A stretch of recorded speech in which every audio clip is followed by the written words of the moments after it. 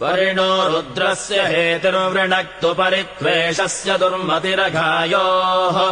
अवस्थिरामघवद्भ्यस्तनुष्वमेध्वस्तोकायतनयाय मृडया सुनिश्रुतम् गर्तसदंयुवानम् मृगन्न भीममुपहत्वमुग्रम्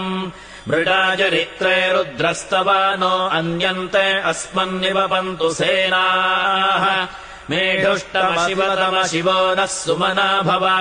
परमे वृक्ष आयुधम् निधाय कृत्तिम् वसान आचर पिनाकम् बिभ्रता गहि